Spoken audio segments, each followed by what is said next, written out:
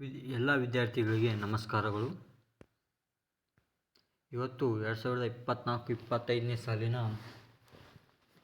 Gulbarga ಯೂನಿವರ್ಸಿಟಿಯ PG ಅಡ್ಮಿಷನ್ನ notification download ಮಾಡುವುದು ಹೇಗೆ ಎಂದು ತಿಳಿದುಕೊಳ್ಳೋಣ ಮತ್ತು ಅದರ ನೋಟಿಫಿಕೇಷನಲ್ಲಿ ಏನೇನಿದೆ ಎಂಬುದನ್ನು ತಿಳಿದುಕೊಳ್ಳೋಣ. ಮೊದಲು ನಿಮ್ಮ ಫೋನ್ನಲ್ಲಿ ಕ್ರೋಮನ್ನು ಓಪನ್ ಮಾಡಿ, ಅನಂತರ ಇಲ್ಲಿ ನ್ಯೂ ಟ್ಯಾಬ್ ಓಪನ್ ಮಾಡಿ. ನ್ಯೂ ಟ್ಯಾಬ್ ಓಪನ್ ಮಾಡಿದ ತಕ್ಷಣ ಇಲ್ಲಿ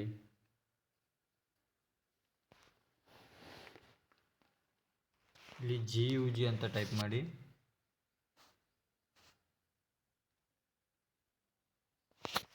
ಇಲ್ಲಿದೆಯಲ್ಲ, ಇಲ್ಲಿ GUG ಅಂತ ಓಪನ್ ಮಾಡಬೇಕು. ಇಲ್ಲಿ ಗುಲ್ಬರ್ಗ ಯೂನಿವರ್ಸಿಟಿ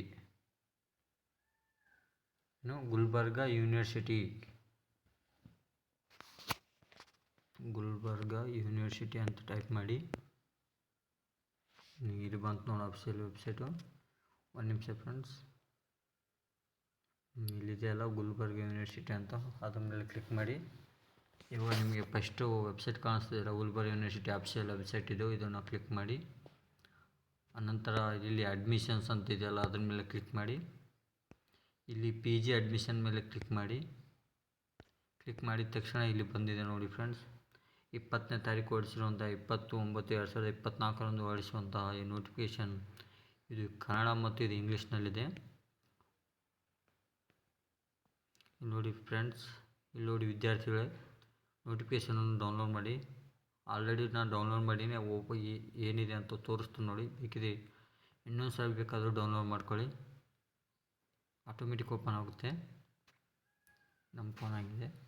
ಇವಾಗ ನೋಡಿ ಫ್ರೆಂಡ್ಸ್, ಇದು 2024-25ನೇ ಸಾಲಿನ PG ಅಂದರೆ MA, MCOM, MSCಗಳ BPEd, MPEd, MCOM ಮತ್ತು ಮುಂತಾದ ಸ್ನಾತಕೋತ್ತರ ಡಿಪ್ಲೊಮಾ ಪದವಿಗಳ ಅಡ್ಮಿಷನ್ ಬಗ್ಗೆ ನೋಟಿಫಿಕೇಷನ್ ಇದೆ. ಅಡ್ಮಿಷನ್ ಲಾಸ್ಟ್ ಡೇಟ್ ಬಂದುಬಿಟ್ಟು 14/10/2024. ಅರ್ಜಿ ಪ್ರಾರಂಭ ದಿನಾಂಕ 23/9/2024. ಆಲ್ರೆಡಿ ಸ್ಟಾರ್ಟ್ ಆಗಿ 4 ದಿನ ಆಗಿದೆ.